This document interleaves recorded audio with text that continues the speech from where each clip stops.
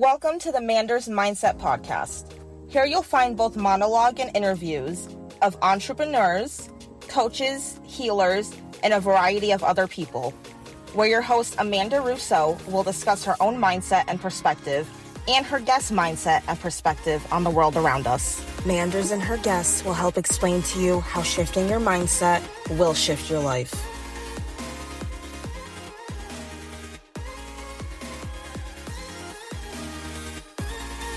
Welcome to Manders Mindset, where we explore the power of shifting your mindset to shift your life. I'm your host, Amanda Russo, and I'm here today with Katharine Giovanni. She is a 3-time award-winning best-selling author, a speaker, and one of the original founders of the independent concierge industry. She's an author of more than a dozen books, including her latest, The Ultimate Path to Forgiveness, Unlocking Your Power. And we are going to delve down forgiveness and a method that she has in regards to that. Thank you so much for joining me. Thanks for having me. I appreciate it. Absolutely. So who would you say Katharine is at the core? At the core, I'm a teacher, plain and simple. And I like to turn people's lights on. About as short as I can say it. If something I say can lead to somebody's healing or to spark them, then that's my mana. That's why I wake up in the morning. Have you always been a teacher? Yeah, actually, since I was young. I've been doing this a very long time. And it's just being there for people and paying attention. And I'm very intuitive. I hid my intuition for 40 years, and I flipped the language for people. But now with the forgiveness method that I've discovered, now I really get to turn people's lights on because our world is broken. And forgiving the people that hurt you, that's going to go a long way to help people to heal, including those unforgivable, ugly ones. I agree. Now, you mentioned hiding your intuition for 40 years. I love if we could backtrack a tad. Can you take us down memory lane a little bit? Tell us about your family dynamic, childhood, however deep you want to take that. I grew up when dinosaurs roamed the earth in the 1970s, and I was raised by an alcoholic family. And connect all the dots you want. They're all correct. It was a very dysfunctional family. Both my parents were alcoholics. And I was terribly bullied in school because I was different. And I was intuitive. But back in the 1970s, and sadly, in some places today, we shouldn't be doing this anymore, but we are. If you exhibited just a smidgen of intuition, they would slap a she's crazy as a bedbug sticker across your forehead, give you medicine, and put you in the crazy bin. And I knew that. And I knew my family would. So I kept what I could do because I'm actually very intuitive. I'm clairvoyant and clairaudient, clairsentient, and empathic. And I just kept it to myself. I didn't tell anybody. I didn't tell anybody because I wanted to fit in. I wanted to be like everybody else, but I wasn't. And I started to get bullied. And my parents were drinking. And so in the 8th grade, I tried to commit suicide. And I had a friend, and while I was thinking of committing suicide, I kept hearing, call Viv. So I did. She talked me out of it. And we're still friends to this day. In fact, she went on to be a vascular surgeon and has saved thousands of people's lives. I just happened to be the very first one. So life went on for a while. And eventually, my parents divorced, and my mother, still raging alcoholic, eventually, a number of years later, fell down a flight of stairs, broke her hip. And even my mother couldn't get a gin and tonic in the hospital. So she dried out, and she went to a rehab. And we spent the next few years tighter than sisters. Tighter than tight. We practically finished each other's sentences. We forgave each other. We told each other stories. I finally got to know the woman who gave birth to me, and we became best friends. And 3 years later, she contracted breast cancer, which I got in 2012, and she died. And I knew without a shadow of a doubt, that was my flashpoint. Every human, 10 out of 10 humans have a flashpoint. Everybody does. And it's that one time of your life that changes your trajectory. And some people have more than one. And I knew that if I didn't clean up my act, I was going to die too. So it's the only New Year's resolution I ever kept. I quit drinking on that year, and I've been sober now for 35 years. And when you get sober, at least back in the 70s, they want you to make amends. Okay. I was very shy, and we didn't have technology. Remember, dinosaurs were literally roaming, and we didn't have it. We had a choice. We could call the person on the phone, which was awful because they're probably going to yell at you, right? Or you could go see them in person, which was horrific. So I didn't do either one because I didn't want to. So I forgave people in the quiet of my own home, and I accidentally stumbled into the first part of my forgiveness system. And as I felt better and I started forgiving more and more people, and I started teaching it in business, flipping the words so nobody would know what I was doing, it kind of took off and people started to be attracted to it. I've been teaching this for about 20 years, and it wasn't until 2020 that some friends of mine, we finally figured out the special sauce to forgiveness, and we put it in a book.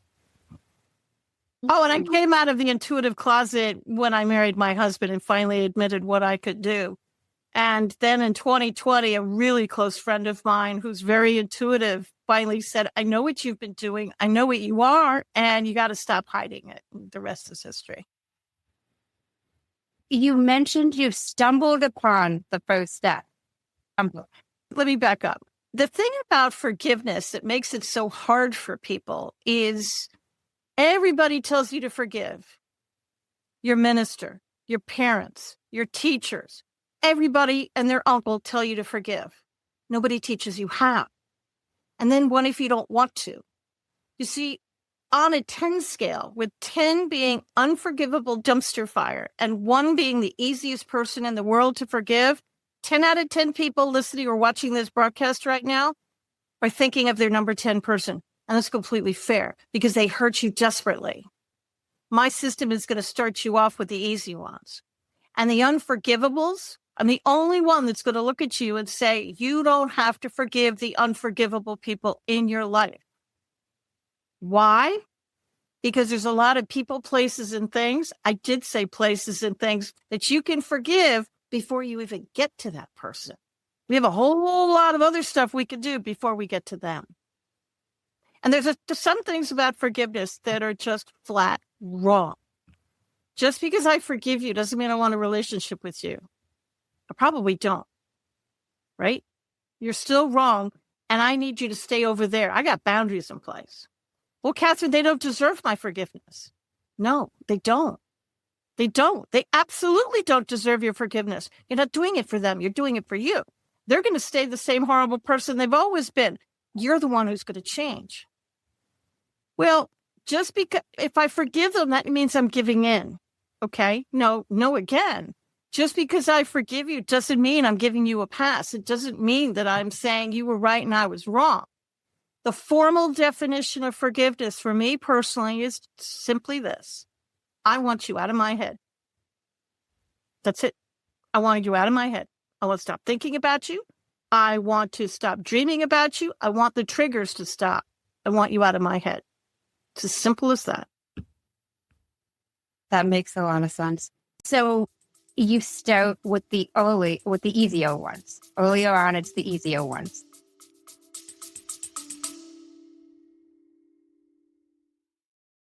If you're loving these conversations and want to dive even deeper into mindfulness and transformation, make sure you check out my other podcast, Breathwork Magic. It's all about the power of the breath to unlock your potential. I'd love to have you there. Yeah, we can go through it. With forgiveness, I want you to take it in baby steps, right? And we're going to get to the unforgivables in a minute because they're a bear. Now, I want everybody to sit down alone in a room. And here's the hard part. I want you to turn your cell phone off. I know some of you are visibly twitching at the thought of turning your phones off. I get that. But I kind of want you to do it. And if you can't turn your phone off, turn the volume off. Don't have it vibrate, because if it dances on your desk, you're going to look at it like squirrel. You're going to want to look at it and say, who is that? I need you to be alone without any distractions for about 15, 20 minutes. It's really all it is, right? And then I want you to get a pad of paper and a pen. Okay, yeah. You probably want to get your tablet. I get that too. I am being a little old-fashioned. There's a reason for it. Years ago at Harvard University, they did a study back when I was in school. And they took two sets of kids. The first set of kids, they said, write down your goals and keep going. The other set of kids, say your goals out loud to the room and keep going. Then they followed the kids through the years. And the kids that wrote their goals down were twice as successful as the kids who did not. So there's something magical that happens when it goes from your brain down your arm onto a pen and paper. Now, if you're fighting me and you really need to use your tablet, go ahead. That's fine. What I want you to do is I want you to write a list of people that you think you need to forgive.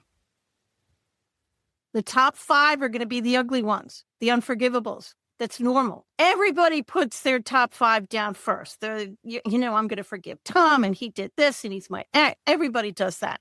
Write it down, but keep going. I want you to write everybody. I want you to go all the way to the sandbox when you're at grammar school. Think of those kids. I want you to think of the person who cut you off in aisle 4 of the grocery store yesterday. Write grocery store person down on your list. Somebody cut you off on I-95 South. Write that person down. So even people you don't necessarily know names of. Sorry to interrupt, but like even all of them. Okay. The person who stole your sandwich from the lunchroom at the work the other day, and they're doing it all the time, and you're really tempted to put Tabasco in the next one to catch who it is. Okay, forgive that person.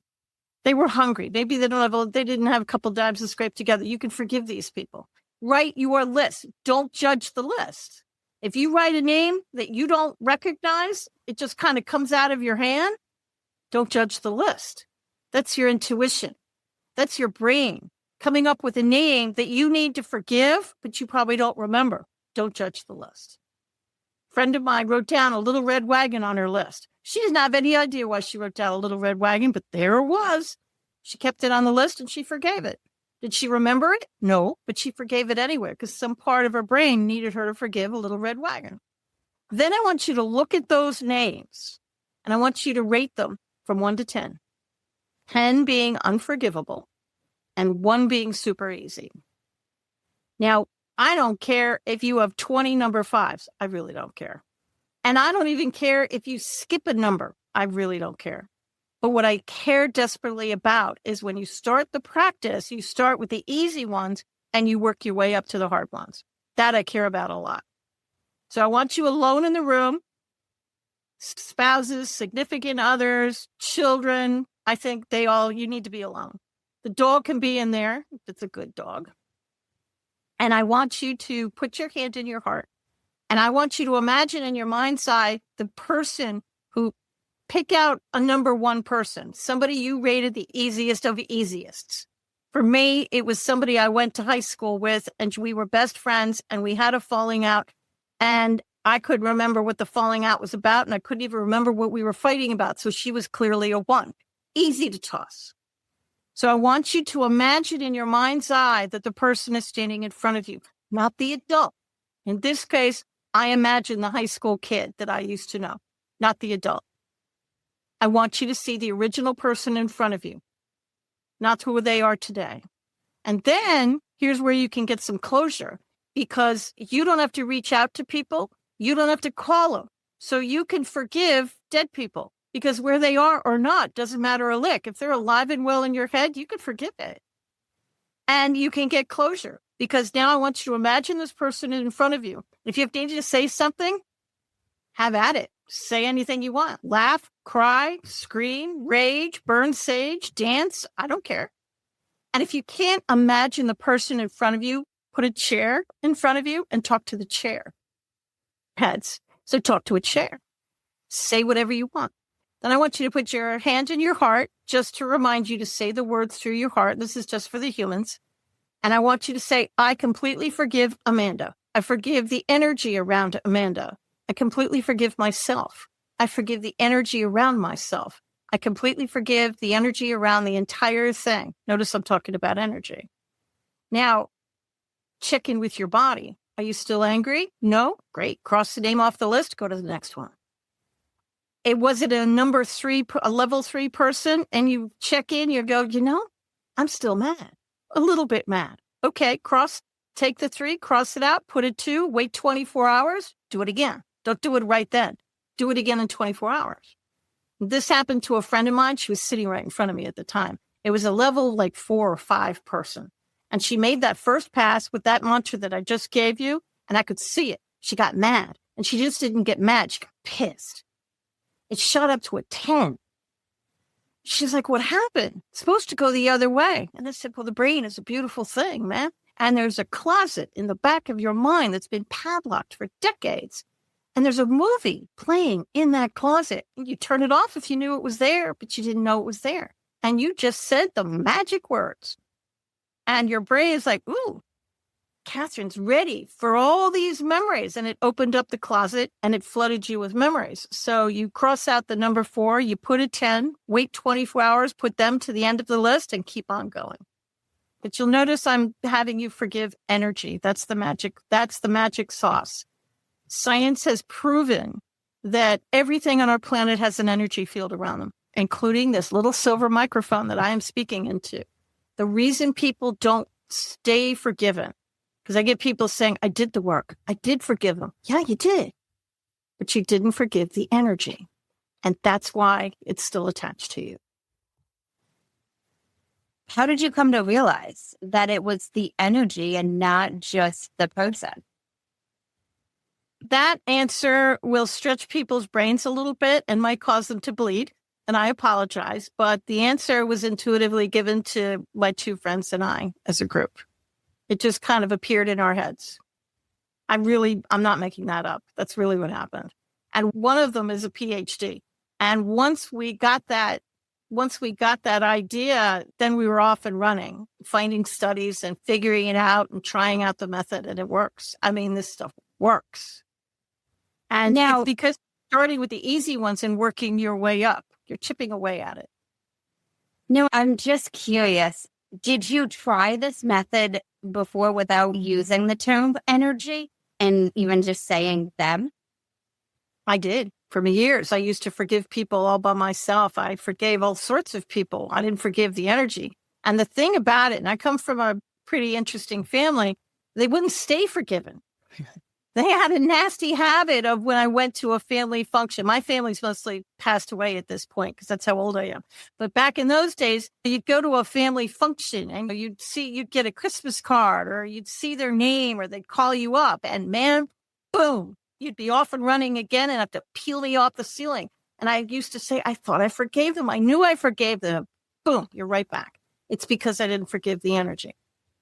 And you can't get a number 10 unforgivable person down to a 1 overnight. It's not going to happen. This is a marathon. It's not a sprint.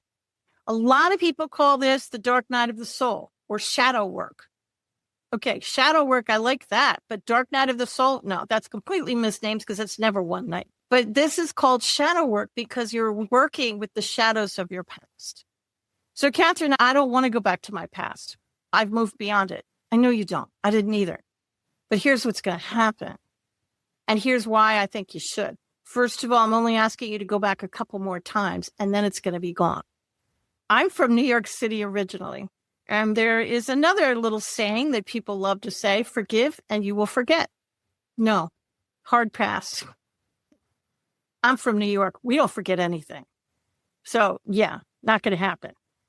And I speak for everybody who's in New York. They'll all get, yep. But what I can promise you is I can look into my past and I don't remember the bad stuff as much anymore. I actually see the love that was back there. I see the laughter. I see the adults that were trying to help that kid. That's what I see now.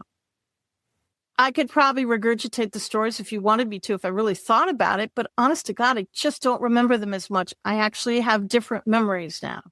And if you had kind of background, there was no good stuff. There was probably a teacher that you've forgotten.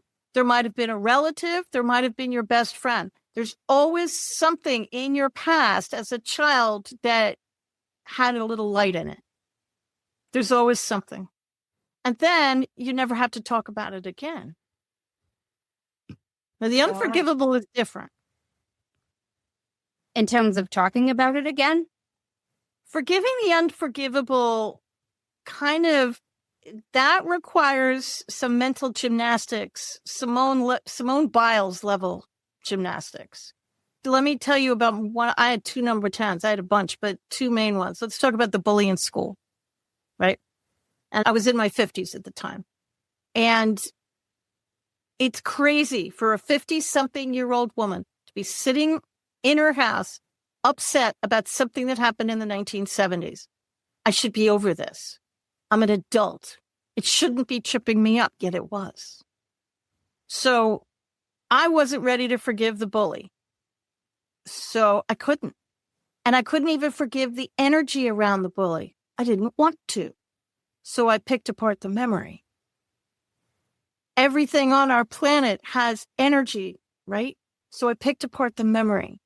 I forgave my grammar school, the building, and the energy around the building. I forgave the desk and the chair that I sat at and the energy around the desk and the chair. I forgave the playground, the kids who stood around and didn't help, and the energy around all of these people. I forgave New York City and the energy around New York City. I forgave 1974. I completely forgive 1974 and the energy around 1974. I said that. I have forgiven all sorts of things. I forgave breast cancer. I have forgiven chemotherapy. I forgave the bottle of pills that I was going to take when I wanted to commit suicide. These are all forgivable things. But let me be clear. I still haven't forgiven the bully. But I've taken a lot of the energy out of that memory. So then I went back and I checked in with my body and I thought, am I ready to forgive the bully? No. But I got it down to a 9.5, and I was finally ready to forgive the energy around the bully and make a few passes. Did I mean those first passes? No, I practically spit them out. I am from New York. I live in the South now, but I practically spit them. But I said it, and I kept doing it. And eventually, over the course of weeks and months, I was able to get that down to a forgivable 2 or 3, and I was able to finally toss it. But it took a while. Now, let me be clear. There are some things in this world that are totally unforgivable, that are so ugly, we don't even want to talk about them in a podcast. You don't have to forgive them because there's other things in the memory you can forgive. You can forgive the bed, the table, the park. You can forgive yourself for going into the car. You can forgive the car. You can forgive the alcohol. You can forgive all these things. You don't have to forgive the unforgivable person. Forgive what you can and keep going. If you never can circle back and forgive that person, I'm cool with that. Forgive what you can and keep going. It's going to open up your life, completely open it up. And you won't have it living in your head anymore. You'll be free. I like that example of forgiving what you can. Even like you started mentioning the car, the alcohol. It doesn't have to even be the energy of this individual, because there are some things that are unforgivable. I don't want to forgive the energy. They don't deserve my forgiveness. I don't want any part of them. But forgive yourself. Forgive the memory. Forgive the stuff. Forgive the city, the town, the date of the calendar. There's so many. Forgive the clothes you were wearing. There's so many other things you can forgive that's going to open you up. Now, why do you want to forgive? What's in it for me? Okay. I have 2 answers to that question because everybody likes it. And I know that most people are listening to this broadcast, so I'm going to walk you through the visual. I am holding a purple coffee cup to the side of my body. This coffee cup actually is filled with tea. This teacup represents anger, bitterness, regret. Now look at my body language. I'm in a session with Amanda, and she's like, Katharine, you got to talk about your anger. Anger? I can manage it. And I am. Look, I'm holding it off to the side and my other hand is free. I can have a perfectly decent life. But here's the thing. Humans irritate other humans. And if I don't take some stuff out of the cup, I'm going to keep filling it up with anger and bitterness and regret. And it's all going to start to sit there So now now it's taking two hands to hold up the cup to the side, starting to penetrate my conversations. It's starting to get into my sleep habits. I'm not sleeping anymore. And if I keep not forgiving, now I'm holding the cup right in front of my face. I can't even see Amanda anymore. My dream relationship just walked by me. I missed it because I'm so focused on my anger. It's all I talk about. It's all I can think about. I'm spinning the stories funny, but I'm still talking about it. I'm losing friends now. The perfect way to heal my disease, I missed it. My whole bunch of money because I could have gotten a raise or the dream job, I missed it because I'm focused on the anger. So by using my system and starting with the easy ones and working your way up to the hard ones, look at my body language. It's back off to the side. I'm using two hands again to hold up the cup, but look at my body language. I can see Amanda now. I can start living my life. And if you keep using the method, eventually you can put your anger down. And now look at my hands. Now I'm living my authentic self. The person I was born to be, I can now be. Now, if you want to become more intuitive, 10 out of 10 human beings are intuitive. I'm serious. You either see it, feel it, know it, or you sense it. And if you're angry and bitter and your self-talk is bad, that acts like a shield. And baby, you're going to have a real hard time hearing your intuition because your anger is blocking it. There was a study done in Japan. It's called the Japanese water study. If you Google Japanese water study, I promise it'll come right the first page. And this is what he did. He studied water. And I'll just say it quick in the interest of time. He took several containers of water. One container of water, all he did was talk to it. That's it. He spoke loving words. I love you. You're beautiful. You're stunning. I'm so grateful. That's all he did. He just talked to it. The other container of water, he talked hate to. Awful things. The most horrible things you can say to somebody, he said to that water. He then froze the water and he put the water under a microscope. The water he said love to had these beautiful crystal formations that were just gorgeous. The water he spoke hate to had these black malformations that looked diseased and sick. Why am I telling you this? The human body is over 95% water. So if your self-talk is bad, you're angry, you're holding on to childhood anger or your ex who left you, and you're filled with this anger and rage and resentment, or you're mad at yourself for something, what do you think you're doing to the water cells within your own body? It's kind of a mic drop moment. I'm just saying. That's why people say anger is toxic. It will make you sick. But somebody like me, I'm going to look at you and say, okay, how? Why? Don't just drop that on me. Tell me how. This is the how. That's why you want to forgive. Now, I have to say, it's a little PSA that I have to give. Do as I say, not as I did. I am an overachiever. I am also my own guinea pig. I did this exercise. And I wrote down my list, and I must have had 60 names on it. I kid you not. And I did it before I went to sleep because I want everybody to do this after dinner before they go to sleep because it's going to make you tired. And I thought, this is going to be great. I'm going to be like a phoenix rising from the ashes. I'm going to be like a butterfly coming out of the cocoon. I'm going to do all this work tonight. I'm going to wake up tomorrow morning. I'm going to be a new person. Sure. Didn't work out that way exactly. I did forgive many people on the list, 100%. And I spent the next 3 days in bed with what everybody thought was a stomach flu. It was not the stomach flu. I forgave too many people and my body had to play catch up. Those water cells, those dark water cells, well, they have to go somewhere, people. And your body heals itself when it's sleeping, which is why I want you to do this before bed. I never want you to do more than 5 or 10 a night.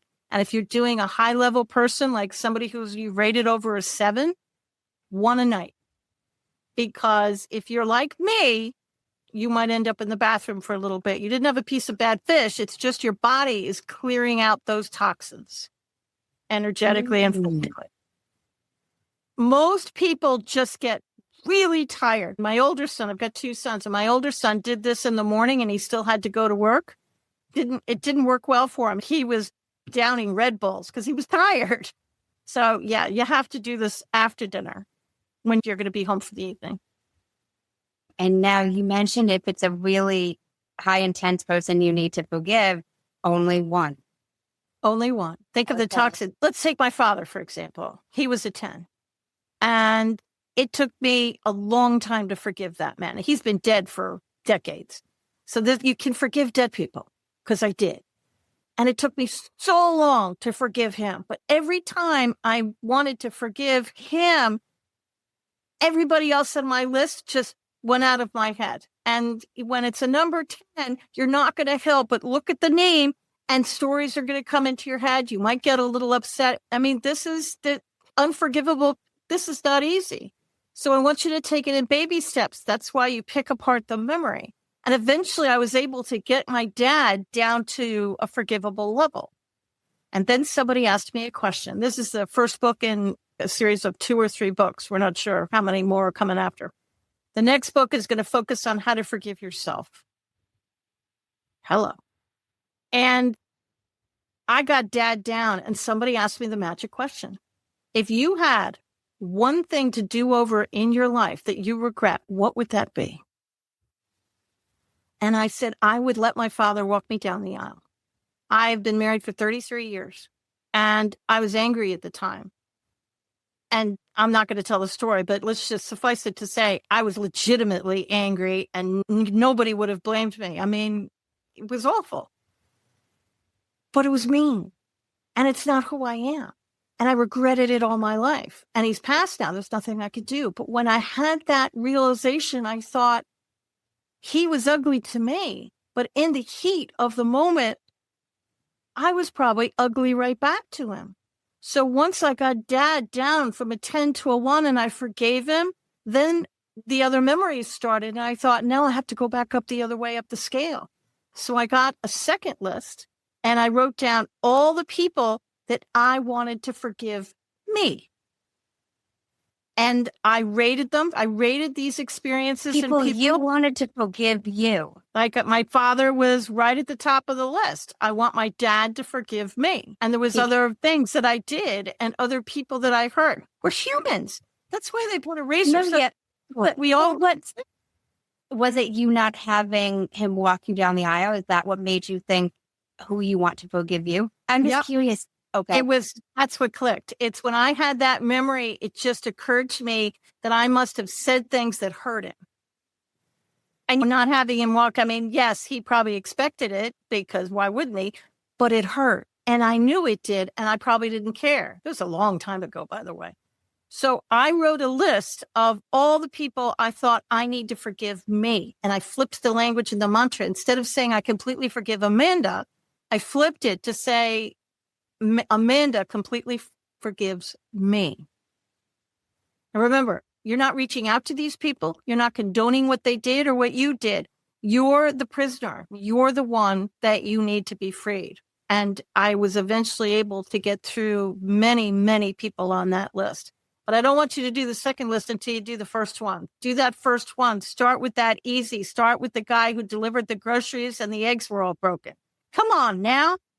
Uber delivers or whatever that service is. All the eggs were broken from Walmart. Forgive the delivery kid. He had 20 deliveries that night. You can forgive them. Start with the easy ones and work your way up and forgive what you can and keep going. If you never get to your number 10 because you just can't, because it's something horrible, I mean, it was a murder or rape or something like that, that's fine. You've got people, places, and things from 1 to 9 to forgive. You can't forgive the 10? That's fine. Forgive yourself for whatever that was and keep going. People can do this. Yeah. Now, is there a step after when they switch it? Well, you're never going to be done. People ask me, am I done? Humans irritate other humans. There's always people to forgive. You can forgive anything. Your Super Bowl team lost this past January. Enough time has passed, people. You can forgive them. You can forgive politicians not going there. You can forgive the war in the Middle East. What's it going to do for the war in the Middle East? Absolutely nothing, but it's going to do wonders for you. Everything is forgivable. You tripped over here's a good one. Maybe you're a parent. You stepped in a Lego. If you've got kids, you step on it's like stepping on a jack for the baby boomers, but stepping on a Lego, your foot bleeds. Forgive the Lego. I had a client who was in a bad situation. She was in a bad job and she would be crying in the shower every single solitary day right before she went to work. So I had her start easy. I said, forgive the shower. And quite frankly, that's all that she was capable of at the time. So for a few days in a row, she forgave the shower and the water. Forgive what you can and keep going. I'm curious do you think this is something that people should do? Like you say, after dinner, before you go to bed, do you think this is like a daily thing they should be working on? Should there be like breaks in between? Like maybe they do it this night and they don't do it the next night. I know every person is different, but like generally speaking. Some people like me are going to want to knock out their easy ones all in one sitting. I know you're out there. There's a lot of people, overachievers like me out there. I did this and still do this practice every night. And if I don't really have anybody big to forgive that night, I will sit and think about the top 3 things I'm grateful for that day. It could be that coffee exists and coffee is a thing. Maybe that's all I can be grateful for. That's what I sit and that's what I do. And then I think of the things in my past. I pull out things that happened during the day. So I will do this practice absolutely every night, almost every night. Now, we've got people who do it once a week on a specific day. We have people who do it when the spirit moves them, when they remember to do it. Some people are really good for the first couple weeks and then they peter out. They start to feel better and they just keep on going. It's all good. It's all correct.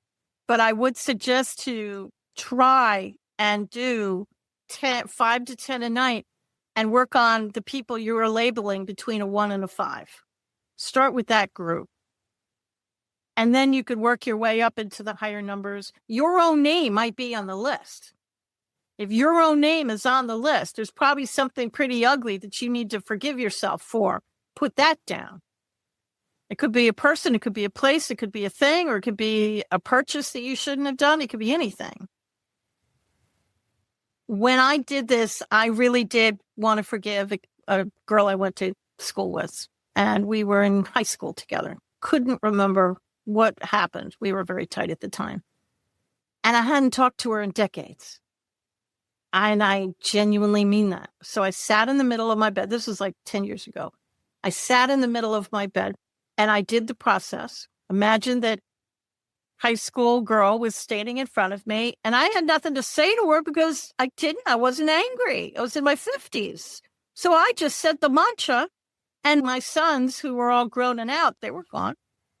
And so I just went about my day. 2 hours later, this is a true story. 2 hours later, she calls me up on the phone.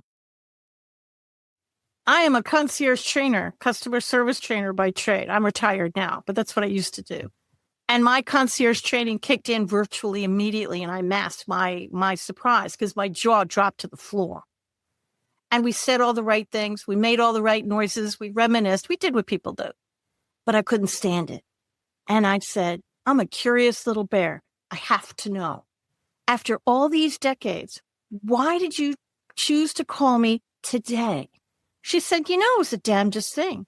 A figurine you gave me in school 2 hours ago, which was exactly when I was saying the mantra, fell off the shelf and I saw it land on the ground and I thought maybe I should give you a call. She was 700 miles away. So if forgiveness energy, and it's just like the law of gravity is going to work whether you believe in it or not. It doesn't care. You can also call it anything you like. You could call it the law of keeping Amanda on the planet. It doesn't care. The law of forgiveness is the same. You make one pass, you say that mantra, it's working. But it's like an onion. You probably only forgave that first layer. And if the law of forgiveness has the power to move an object to the ground 700 miles away, imagine what it's going to do to your body. Imagine how much better you're going to feel. Now, people will leave your life. Sorry, I have to play devil's advocate. Like energy attracts like energy. That's physics. So as you get lighter, as you forgive people, as the energy around you gets lighter, you're going to attract new people into your life. Great. But you're going to piss off the people you live with who are currently in your life, probably. You're going to have some jackrabbits. Boy, those hurt. They're good friends with you now, and you start doing this process, and boom, they're gone. You never hear from them again. I had a bunch. I had to pop them on my list and forgive them. I did. And then you're going to have the saboteurs, and they're the ones that probably knew you from you were a kid. They like the broken you, and they don't want you to change. So they're going to try and sabotage it. A lot of them are narcissists. And Jim Rohn has a very, very famous quote. He said, you're the sum of the 5 people you spend the most time with. So you get to choose who you spend your time with. This is the new you. This is you 2.0. You get to choose. And now you mentioned these saboteurs. Are they usually people who actively discuss that they don't think you should be doing this? In my particular case, they just left. We were really, really tight friends. I got breast cancer, and not everybody can handle that kind of a illness. It was stage 3 breast cancer. And I started to forgive things. I forgave breast cancer. I forgave the chemo. I forgave the chemo drip. I forgave the chemo chair. I forgave the radiation. I forgave the 10 operations. I had a list. And I forgave all these things because it was toxic. And they left. No discussion. They just left. I've never heard from them again to this day. Don't be surprised. It could be family. It could be friends. It could be people you work with, but they're literally not going to see you anymore. It's almost like they don't see you. And it's because, and it's to use a term, it's because you're vibrating different. And it's like you're standing in one room, they're standing in another room, and all of a sudden the door shuts between the rooms. You're literally in a different place. They can't see you. It makes a lot of sense, but it's so fascinating to me that a lot of them didn't say anything and they were just gone. I'm curious, when did you start doing this practice personally in your own life? I've been doing this practice on and off for about 30 years in one form and another. And we didn't get the actual step-by-step process really on paper and in a formal way until 2021. But I've been doing this forgiveness work just personally for over 30 years, and it completely changed my life. I turned it from an angry person who lived and breathed her story. And losing your story is scary because if you lose your story, who are you? I'm a survivor of alcoholic parents and alcoholism. I'm a survivor of suicide. I'm a survivor of this, that, and the next thing. And if I lose that story, who am I? Very scary. But the thing about it is that once you lose the story, that's when you get to be you. That's when your authentic self comes in. And you can finally see your dream job and your dream relationship. And whether you're a teacher or whatever you're going to be, you'll finally see what your purpose is for being on the planet. Or you'll just be peaceful because maybe you love your life. That's great too. But you'll be able to live your life from authenticity as opposed to anger. That's a long time. It is a long time. And it's also a long time to hold grudges. I'm more than a little stubborn. And when you're hurt, you just kind of whirl it around and then you stuff it in the back of your head. You move on with your life and then something triggers you. You go into a bakery and you smell something or you see the color purple or whatever it is. And boom, you're right back again. This stuff is, let me tell you another story. I'm just making it up. But let's say you had a perfect morning. The coffee was hot. Everything worked. Got into your car and you're driving to work. You get to the stoplight. You usually turn left to go to work. But today your gut is telling you to go right. So you listen to your gut. It's that little bird on your shoulder. And you turn right. It takes you by your old high school. You don't have to give it a second thought because you have a presentation to give at work that day. And it's a very important presentation. But by the time you get to work, you're grumpy. And you don't know why. You had a perfect morning. It wasn't even raining. It was a sunny day, 75 degrees. It was a perfect morning, but you're grumpy and you can't stop it. And you start cutting people's heads off. And people are looking at you and saying, what's wrong with you? Did you have a bad morning? Did something happen? No, everything's fine. You bombed the presentation because your head just wasn't in it. What's going on? Your brain, in its infinite wisdom, saw the high school, and it was a trigger, and it triggered some memories that you forgot, and it was there in the back of your mind, and that movie in your head started to play. And what this system is going to do for you is next time you work the system, you can forgive the high school building, because I did, forgive all of the things within that memory. So the next time you turn right at that stoplight instead of left and you drive by the high school, you won't care. That's how you know you've forgiven somebody. You won't care. I'm a serial entrepreneur, so I've had a lot of business partners. And one of them in particular, I was really mad at. Legitimately, in my opinion. And every time I saw her name, boom. I would just go off and I'd be angry. And then one day I put her into my forgiveness mix, and it took me a while. She wasn't a 10, but it took me a minute. It took me a good couple weeks to get that woman down and completely forgive her. I finally did. One day, I think it was her birthday, and I was on Facebook or social media. I don't know what I was doing. And I saw her name and I didn't care. And I caught myself and I thought, wait a minute. I don't care. I don't care. I don't care good. I don't care bad. I don't care. That's freedom. That's what I'm looking for. I'm looking for neutrality. I'm looking for, I don't care. That's freedom. Now you're free. Now, I want to transition it, Chad. When were you diagnosed with breast cancer? 2012. The day before my birthday, and this is for the ladies, and men can get breast cancer too, not to scare people, but they can. But the day, I always did a self-exam every day before my birthday, and usually more than once a year. But I did it this particular time, and I found a lump. And in 2011, I all of a sudden heard, you need to jog. You need to start running.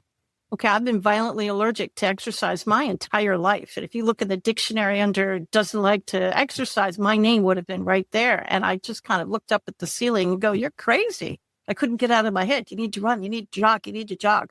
So really, just to shut the voice up, I took up the Couch to 5K running program, which is online, and it's brilliant. And it does exactly what it says it does. I eventually ran a 5K. And I went from a size 14 down to an 8. I knew the weight was coming off too quick, but I just ignored it and I attributed to running for the first time in my life. And when I got down to the 8, I found a lump in that self-exam the day before my birthday. And it was stage 3 breast cancer, triple positive. And the surgeon said if I hadn't taken up running exactly when I did, I would be dead. Because my breasts were so dense, mammograms didn't work on me. And it was in a very strange spot.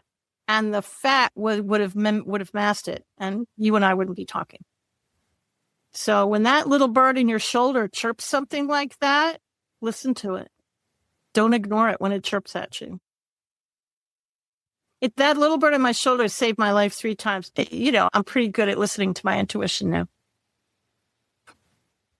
Yeah. Now, speaking of your intuition, I'd love if we could backtrack. You mentioned that you hit it and you didn't tap into it for a long, long time until you got married. Oh, I didn't say I didn't tap into it. I just hit it. I flipped my word. I would give people, I was in the concierge industry. I taught people how to be a concierge in customer service and how to start a concierge business. And I did that for like 25, 30 years. And I would get messages for people and I would deliver them, but I would flip the language. I would look at you and say, Amanda, we work for you. Have you ever thought ... Or, I have a brilliant idea. Here's a crazy thought ... That kind of thing. And I would deliver the message. And when I got too close to something, which I did all the time, they'd look at me and say, how could you possibly know that? And I'd mask it by saying, oh, it's just years of experience. I've been doing this a long time. It's just a hunch. Wasn't a hunch. I heard it. Now I'm out of the closet and telling people, but it's not easy going from corporate life to what everybody calls a woo-woo kind of thing because people think you're crazy. They're going to fit me for a straitjacket. I want mine in purple, please. Everybody's intuitive. It's not just me. I was just born with the volume really loud. 10 out of 10 people are intuitive. Seriously. Everybody is. Everybody just does it a little bit differently. So you would say to people, here's a crazy thought or something like that. Yep. I still do that to this day, depending upon who I'm talking to. And you'll never hear me say psychic because that's just a personal reason. I just don't like the word. I kind of think, no disrespect to anybody who calls themselves a psychic. I'm not trying to bash anybody. I just personally don't like the word because I think of car salesman. So I'll call myself intuitive. But, everybody's intuitive. And I am what they call clairaudient, which just means I hear words. I'm also clairvoyant, which means I see things. Now, can you see your childhood bedroom in your mind right now? Yeah. Can you see the color of the wall? Yeah. Okay, you're clairvoyant. Not trying to scare you. It's not a Stephen King kind of thing. A ghost isn't going to walk in and say hello to you, although they might, but I doubt it. What it means is that's how your intuition works. You see the answer. You see it in the written word. You see a video. You're talking to somebody. You see the answer. I was born clairaudient, so I hear it. I hear it in music. I hear the music lines. I hear it in nature. I hear words in my head. That's how I am. Some people feel it, like they'll walk into a room and it just feels off. Okay. If it feels that off, may I suggest you leave? But yeah, some people are empathic and they feel the energy. I know somebody who's so empathic. If somebody's got a stomach ache, she walks away with a stomach ache. And then they're the clear knowing people. They're really hard to tell they're intuitive. I argue with people all the time because one minute they don't know it and the next minute they do. And they think they're the ones who came up with the idea. And 9 out of 10 times, it was divinely guided, but they don't believe you because it's just in their head. They just know it. And they're called clear cognizant, I believe. Everybody does one of those 4 methods. There's actually 12 to 15 methods out there, but I usually only talk about the first 4 or 5. And I have a book about it because, of course, I do. The Little Bird in Your Shoulder. That's a cute little, very short 90-page book. Is there a way that people can tell which of them they are? Everybody knows. You identified with one of the ways I just talked about. If you start listing, and I'm not the only one that has had their life saved. There are millions and millions of examples of people whose lives are saved. Animals don't let their brains get in the way. Years ago, there was a horrible tsunami that hit, I want to say Thailand. Pretty sure it was Thailand. It was a very long time ago. And this is a true story. The elephants started to act really strange, and they started to try and move the handlers up into high ground. And the handlers were not having any of them, trying to beat the elephants, saying, no, no, no, go back into your pen. The elephants weren't listening. And they moved the entire handlers up to high ground and saved everybody's life. Animals have this animal intuition, and if they feel something like that, boom, they're going to act on it. Humans are stupid because we'll talk ourselves out of it. What do you mean you want me to go right instead of left at the stoplight? I got a presentation today. Well, maybe by going right, you're going to avoid a car accident or something. You'll never know why you had to turn right until you can't. I was walking my dog, my late dog, Maggie. She died a couple years ago, but this was about 5 years ago or so. And I walked her thousands of times, and we got to the intersection. I looked both ways. And all of a sudden I hear the words, she's not going to stop, loud, like something standing next to me. And me being me, I pulled Maggie right to my side and I stopped in a dime, and some young lady ran the red and would have killed us both if I hadn't stopped when I did. I'm not the only one this happens to. There was a story down in Miami, and it was a couple years ago, and half the building just went down and a lot of people died. One woman, the night before, had this strange urge to put her medicine in her handbag. She'd never done that before. And when she woke up that morning, right before the building collapsed, she heard very clearly, run for your life. And instead of running the way she always ran, she ran the opposite direction, went to the stairwell, made it downstairs, and was one of the few people that survived that disaster. What are these people hearing? Are they hearing angels, their higher selves? What are they hearing? It doesn't matter. They're hearing that little bird in their shoulder. And every 10 out of 10 people can hear the little bird in your shoulder. It's just a matter of learning what your listening style is. You see it, hear it, feel it, or know it, or smell it. A lot of people smell it. That's a weird one. Now, you said that people will know which of these it is for them. You'll be pulled to one of them. If you're clairaudient and you hear things in your head, it's like me. It sounds just like my own voice in my own mind, but I know it's not me answering me. I know it's not because I've been hearing it since I was a kid. And I used to have conversations with myself in my head. And imagine my surprise when I found out I was the only one who was doing that, which is when I learned to shut up, because I quickly figured out that if you hear voices in your head, they're going to give you medicine and put you in a straitjacket. So I clammed up and I didn't tell anybody for 40 years because I didn't want to be put in a straitjacket. But I knew that I just thought it was a friend or me talking to me. I didn't know what it was. I was a kid. But if you're empathic, you already know you're empathic because you can feel the energy. I mean, you'll shake somebody's hand and it feels off. Don't ignore it. Humans are good at ignoring things. Now, can people be multiple of these? I am empathic. I can see it. I can hear it. I can feel it. And sometimes I know it. I was born with the gift of hearing. And over the years, I've developed the other senses. So now it's very strange, but I do kind of all four of them. I do all of them all at once, especially when I'm talking about somebody's past life. Yeah, we're going down a rabbit hole now. Serious rabbit hole. I'm happy to talk about it, but this is a rabbit hole. I was just curious. It's just so fascinating to me. And sometimes when I'm talking about somebody's past life, we're down the rabbit hole. Might as well go all the way, right? The angels will show me the past life that's tripping you up the most. And then we'll discuss whatever that lifetime is. And then I'll lead you through a forgiveness exercise so you can clear it. Let me give you an example.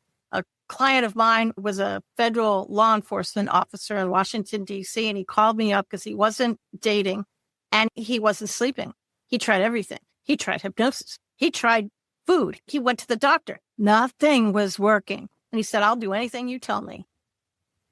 So all of a sudden, I got this vision of a guy sleeping with his wife, and he was the sheriff of the town, and he was beloved in the town. And I watched as his wife smothered him with a pillow and killed him in his sleep. Once I revealed this life to him, we forgave everybody. He forgave the wife. He forgave himself. He forgave the pillow, the bed, the whole thing. Then we forgave the life.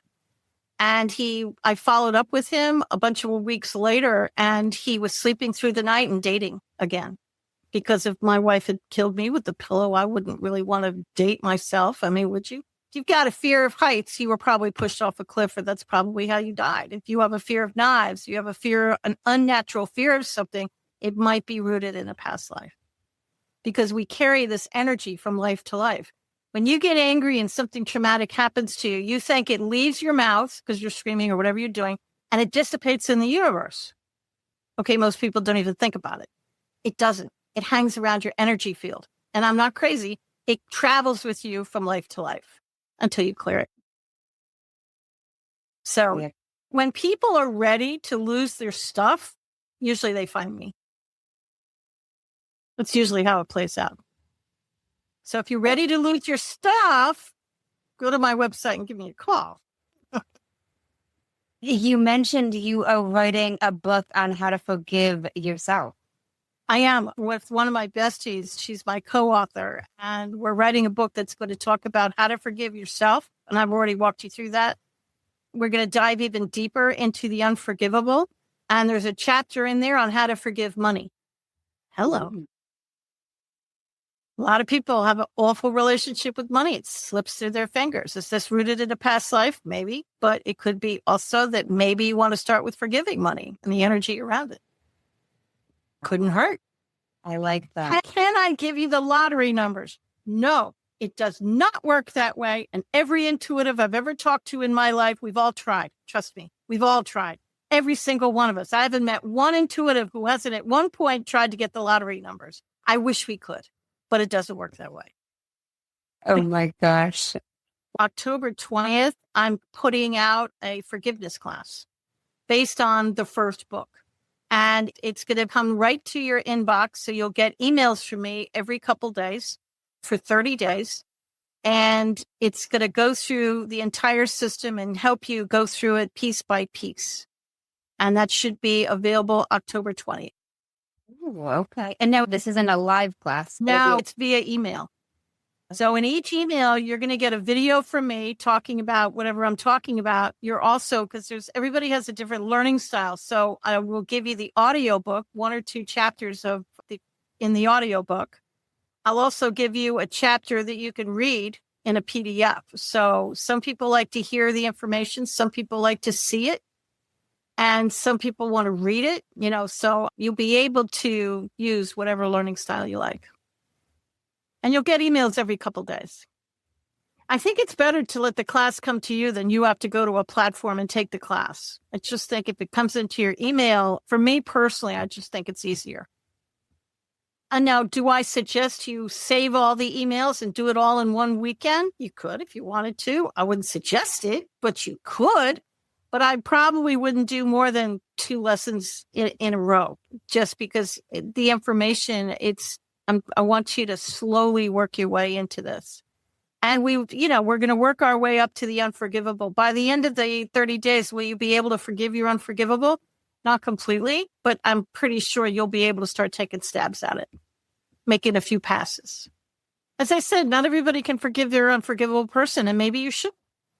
And that's fine. You forgive what you can and keep going. And now, I think it's possible, but I'm just playing devil's advocate. I feel like you probably had people say to you that you should be able to forgive everybody, because how can you move past it if you don't forgive them? Oh, yeah. And especially if it's family. Family messes you up big time. And you might have a sibling or a parent who says, I don't know why you're mad at them. That was nothing. Why are you mad? You're crazy. Why? I was there. It was fine. You're crazy. Okay.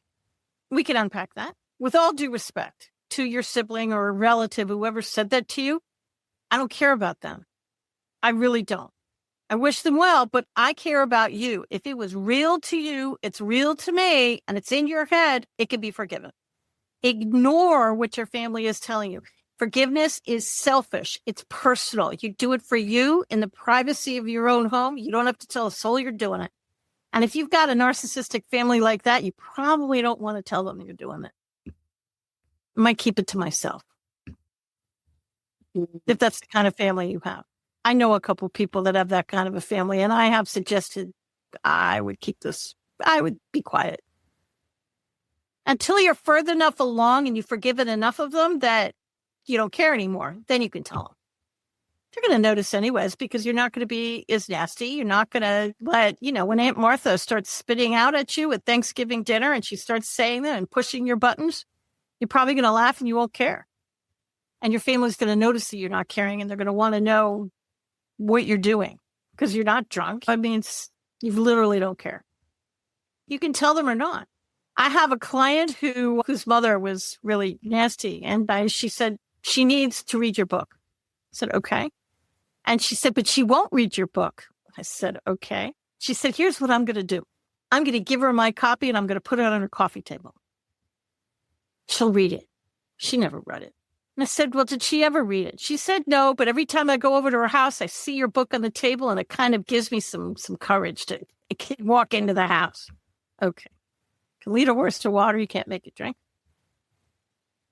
Wow. This makes a lot of sense, and it seems like it would really work. I'm going to have to give this a shot. It's life-changing. This will change your life. And as I said, even if you only forgive the people you've rated between 1 and 5, just that will completely free up your brain, because these people are all living in your head rent-free. Buddha had a wonderful quote, and he said, anger is like drinking poison and hoping the other person dies. And that's what's going on. You're keeping them in your head. I really think it's time for you to evict these people. Forgiveness is selfish. You're not doing it for them. They don't deserve it. They don't even care. You and I are women. If we have an ex, we want them to be as miserable as us. But we're the ones sitting in the kitchen eating a pint of Ben & Jerry's ice cream and crying our eyes out. They don't care. You forgive for you. You never forgive for them. It's never for them. It's always for you. Wow. Katharine, thank you so much. I really enjoyed this. Oh, my pleasure. And for the women out there, you're worthy to live a life of love and joy. You're worthy to be your best self. Don't let anybody else tell you otherwise. You are worthy. The fact that you're here on the planet means you're worthy. You've got a spark of light and love inside of you, and the world needs to see it. So start forgiving so we can get people to see that spark. You're worthy. It's your birthright.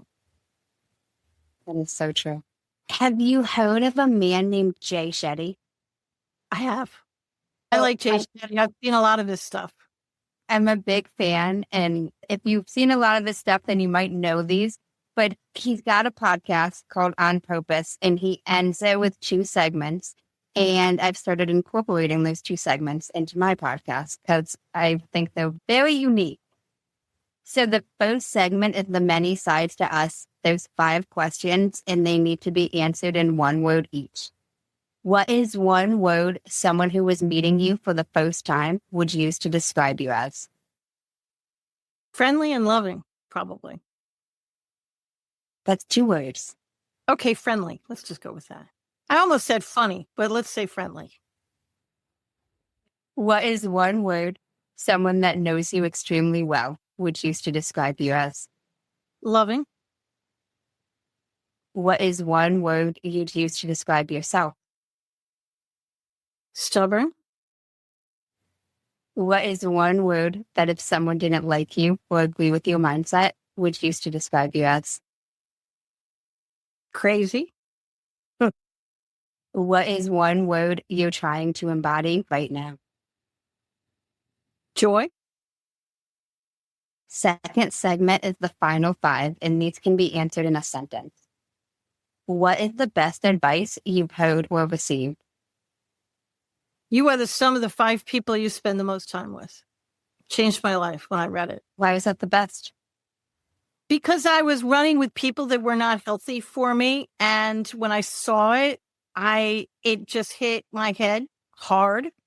And I changed my life on a dime. I love that. What is the worst advice you've heard or received? Oh, don't worry. You're just going to get married and have kids. You don't need to go to college. Yeah, you're a woman. It was the 1970s, people. You know, I was born before the turn of the century. So, yeah, makes me sound so old. I get why that was the worst. I get that. And I say wow because a lot of times I'm like, so why was that the worst? I don't have to ask that. It was also the best because all my life, if you tell me I can't do something, I didn't want to before, but now I'm going to do it just to spite you, just because I know it's going to make you squirm. Now I'm going to do it. And that has worked for me for many, many years. Until I had my 2 sons and my older son figured out they had that bug in my head, and he used it once to get out of trouble. Really bad. Smart kid. Oh my gosh. What is something that you used to value that you no longer value? Alcohol. Been sober a long time. If you could describe what you would want your legacy to be as if someone was reading it, what would you want it to say? She was one of the kindest people you would ever meet. I can't think of any epitaph better than that. If you could create 1 law in the world that everyone had to follow, what would it be? And I want to know why. I think that's a hard one.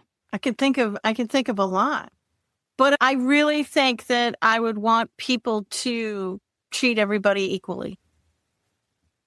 I really do. Every race, creed, color, I think equality would be my big one. I want everybody to be treated the same. Why would that be the 1 law? It's just kind of been my thing for most of my life. I get very irritated when I get irritated by stuff like that. So that would probably be one of the first laws I would put in. Now, very hard for humans to do because you're human and humans aren't very good at that sort of thing. But I think that's what I would want. I didn't say I would know how to implement. I'm just saying that's what You don't have to know how to implement that. That's not part of it. That's for bigger and better minds than me. I completely get that. Well, thank you so much, Katharine. I really enjoyed this. I did too. It's been a pleasure. Thanks so much for having me. Yeah, of course. And now, where's the best place for listeners to connect with you? You can go to my website, and my first name, thanks to my mother, is spelled a little odd. Thanks, Mom. And it's Katharine Giovanni.com. And all my books are available on Amazon. But my website has podcasts and it has everything on it. Just go there and all roads lead to Rome. I will link that in the show notes. And are you active on any social media if anybody wants to connect there? I am on TikTok, Substack, Instagram, YouTube, Facebook. It's on my website. I'm active in like 10 of them. But Instagram, Facebook, YouTube, and TikTok seem to be the big ones. And I recently joined Substack. Sounds good. And I do just like to give it back to the guest. Any final words of wisdom, anything else you want to share with the listeners? No pressure, but I like to give it back to you. Just to know that you got this. Forgiveness is tough. It really is tough. There's people you don't want to forgive, and I get that. And you don't know how. This system will teach you how to forgive. And as I said, and I know I've said it a bunch of times, I'm going to say it one last time. If there's somebody you can't forgive, that's fine. Walk around the wall and keep going. Circle back if you can. And if you can't circle back, that's fine. Just keep going. I love that. Just keep going. Thank you so much. Thanks for tuning in to another episode of Manda's Mindset.